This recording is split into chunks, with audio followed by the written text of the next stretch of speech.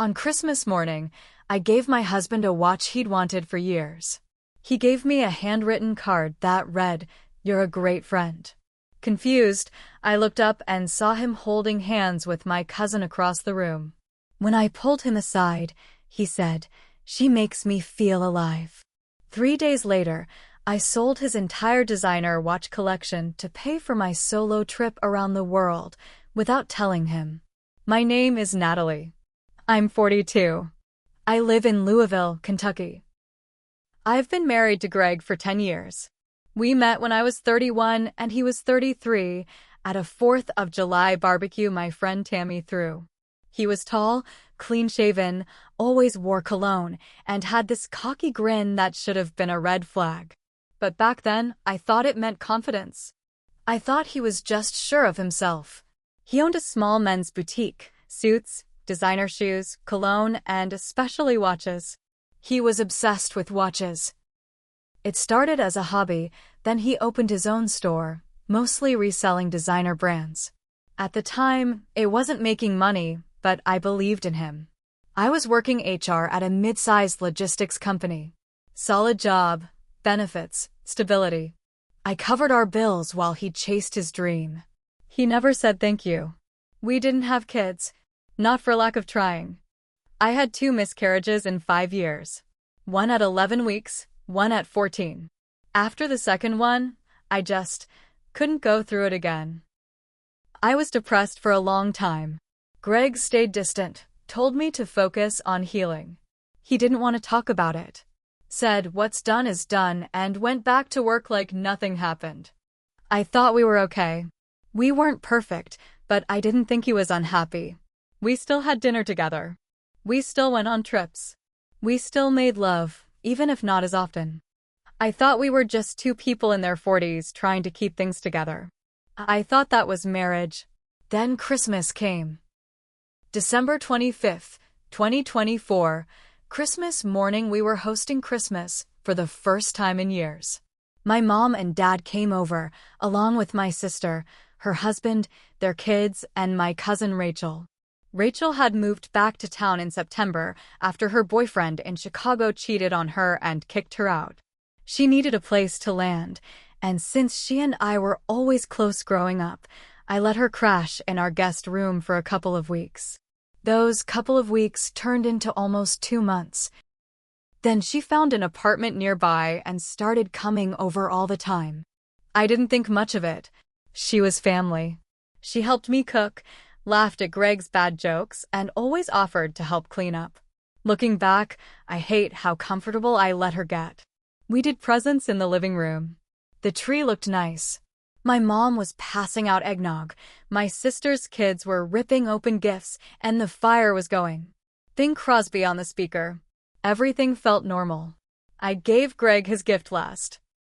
It was an Omega Seamaster, vintage model, the exact one he'd pointed out in a magazine once 2 years ago. I'd remembered it. I'd spent 6 months tracking one down through a private seller Greg had mentioned. I put off replacing my old laptop. Skipped a vacation with my friends. Sold a few of my own things to afford it. When he opened the box, he stared at it for a second. Gave this fake half-smile and said, "Wow. Thanks, Nat." No hug. No kiss. He didn't even put it on. Then he handed me a plain white envelope. No bow. No ribbon. Just my name in his handwriting. I opened it, expecting a trip voucher or even just a sweet note. Inside was a piece of lined paper with 5 words written in blue ink. "You're a great friend. Merry Christmas." That was it. I looked at him, confused, and then followed his gaze across the room. He was looking at Rachel. She was sitting on the floor, her hand wrapped inside his, both of them staring at each other like no one else was in the room. I froze. For a second, I thought maybe I was imagining it. But I wasn't. My dad saw it too. He turned pale. My mom gasped and looked away. No one said a word. I got up slowly, walked over to Greg, grabbed his arm, and pulled him into the hallway by the laundry room. "What the hell is this?" I asked, keeping my voice low. He looked calm. Not angry. Not embarrassed. Just detached. She makes me feel alive, Nat, he said, like it was the most reasonable thing in the world. You and we're just friends now. It's been like that for years. I couldn't even cry. I couldn't scream. I just stood there, staring at the man I'd built a life around. The man I thought was my person. He walked away, back into the living room. Rachel left a few minutes later, claiming she didn't want to cause tension. My mom tried to hug me. I told everyone to leave. I didn't want an audience. I went upstairs and stayed there for the rest of the day. The days after we didn't speak. He slept on the couch. I slept upstairs. I didn't go to work. I turned off my phone. I didn't tell anyone what happened. 3 days later, I was sitting on the floor of our closet, just staring into space. That's when I saw them. Greg's watches. All of them. 37 pieces. Rolexes, Omegas, Pateks. Some limited edition. Some collector's items. Every one in perfect condition, in their boxes, organized on the shelves I'd helped him install. Over the years, we'd spent thousands on those watches. Tens of thousands. Some were gifts from me. Some were bought using my money when his store wasn't doing well. And he left them all sitting there. Like he assumed I'd never touch them. Like he thought I'd be too broken to do anything. That's when something inside me cracked. I took photos of every single watch. I pulled out receipts, boxes, warranty cards. I logged every serial number. Then I called Mike, a guy Greg had fallen out with 2 years ago after some petty dispute over a fake Rolex. Mike still respected me. Said I'd always been fair with him. I told him I had high-end watches I wanted to sell. I had proof of ownership. I wanted cash. He didn't ask questions. Over the next 2 days, I met with him 3 times. Quietly, carefully. Sold off 33 of Greg's 37 watches. I got $78,000 in hand. Greg never noticed. He never even went into the closet. I packed a carry-on, bought a flexible round-the-world airline pass with layovers in Tokyo, Seoul, Rome, Istanbul, Paris, and Cape Town. I left the house at 4 a.m. on December 30th. I didn't leave a note. I didn't say goodbye. I didn't even take my phone charger. I just wore the Omega I'd bought him, the one he never wore, and walked away from the man who threw away everything for a woman who couldn't even afford her own rent. I landed in Tokyo on New Year's Eve. I watched fireworks from the window of a small Airbnb in Shibuya. Alone. Quiet. No champagne. No party. Just me, a bottle of cold tea, and the sound of people cheering in the street below. I wasn't sad. I wasn't happy either. I was numb. But I kept moving. Seoul came next. Then Rome. I ate alone, walked through museums, watched people hold hands on cobblestone streets. I started writing in a notebook. Not journaling, just things I remembered. The way Greg used to kiss my shoulder in the mornings. How Rachel once told me she never wanted to get married because it always ends ugly. Funny how that worked out. By the time I got to Istanbul, the messages started. My work email lit up first. Then old mutual friends. Then my sister. Apparently, Greg had finally noticed. He came home one night, and the watches were gone. So was my passport, my clothes, my travel fund, and me. He filed a police report, but nothing came of it. The watches weren't stolen. I'd bought or helped pay for most of them. Half of them were technically mine. Then came the texts. Long, dramatic paragraphs from Greg. You've lost your mind. How could you do this to me? We can fix this, Nat. Please come home. I didn't reply, but I wasn't prepared for what came next. Rachel emailed me. She must have gotten my address from my sister. Subject line: please talk to me. Her message started off polite, then shifted into something else. She said she didn't mean to fall for Greg. That it just happened. That she never expected him to choose her. Then she started blaming me. You and Greg were already falling apart. You didn't even want kids anymore. You were always cold to him. He told me you never touched him. I nearly threw my phone. She said they were living together now. That she was pregnant. Pregnant. That word made me freeze. After everything. After years of trying, of hoping, of grieving. Rachel, who had never wanted kids, now carried his child.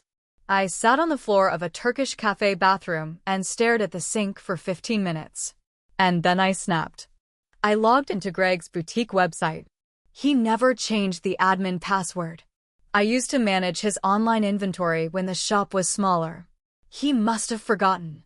I opened the back-end dashboard and saw it, the online store, his customer list, his supplier contacts, every single detail of his business. He'd never changed any of it. I stared at it for hours, thinking about what I could do. I didn't want to destroy his business. That would make me no better than him, right? But then I found the emails. Tucked deep in a folder labeled Old Orders were dozens of messages between Greg and another woman. From before Rachel. Her name was Elise. They went back at least 2 years. Dates. Hotel receipts. Photos. He hadn't just betrayed me with Rachel. He'd been cheating the entire time. I felt like a fool. I'd thought Rachel was the betrayal. But she wasn't the first. Just the one who stuck around long enough to burn the whole thing down. So I made a choice. I didn't crash his store.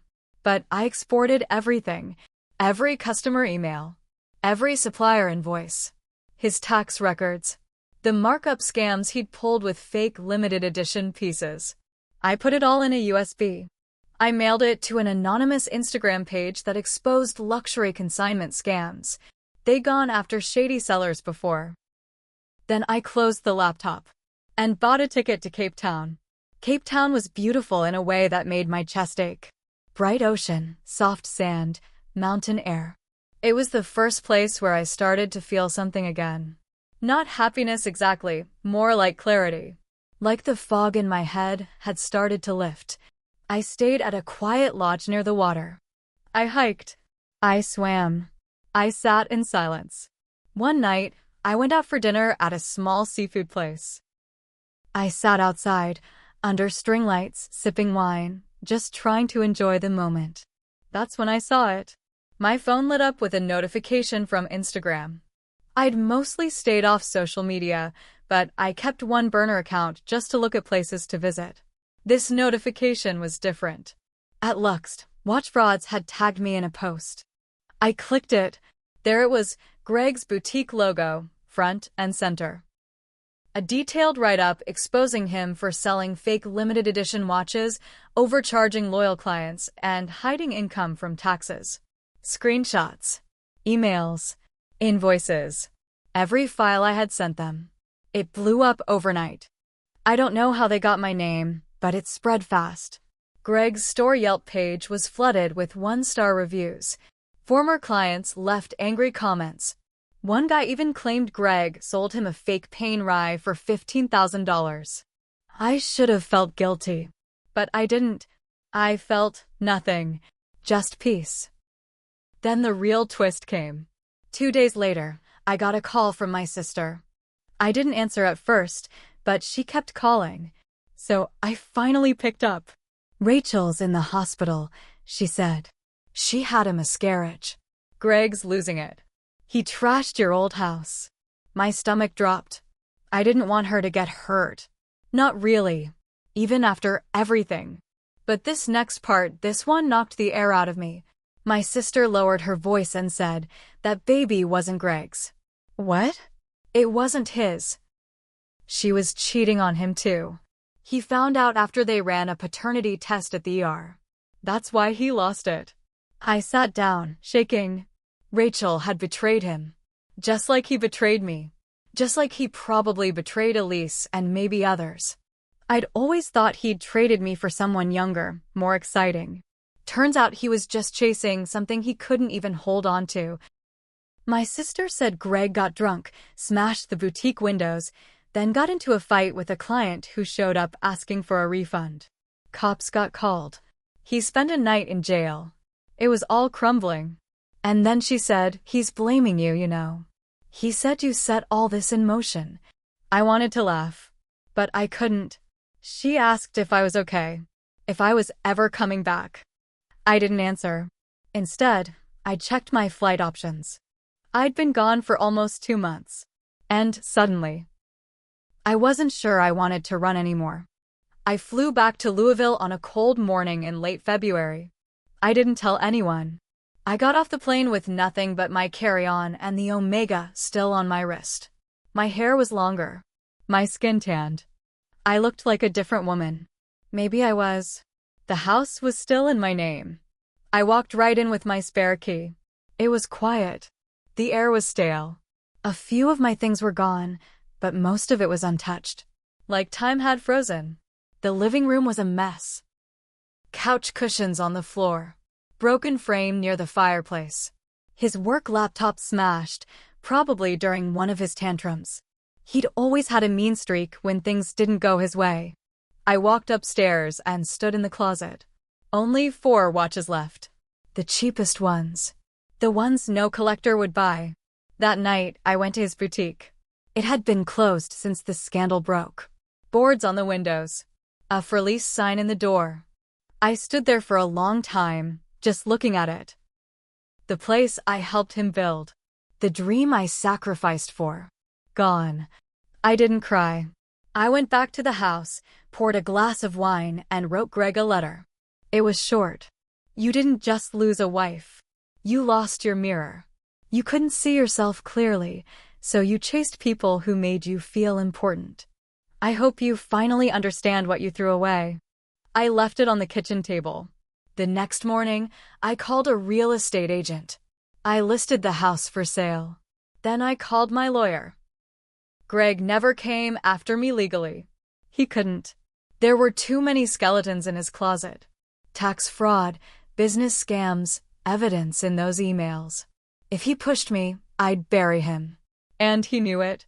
I took my half of the sale, plus the money from the watches, and moved to Asheville, North Carolina.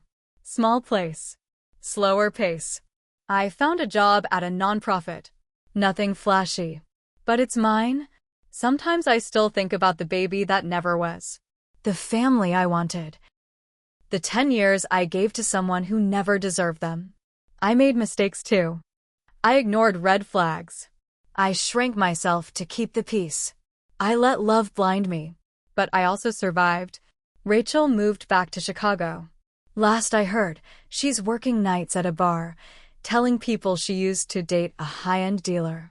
Greg vanished from social media. His store is gone. His reputation is shot. He lives alone now. I know because last month he emailed me. All it said was, "I miss my friend." I didn't reply. I was never his friend. I was his foundation. And when I left, everything he built came crashing down.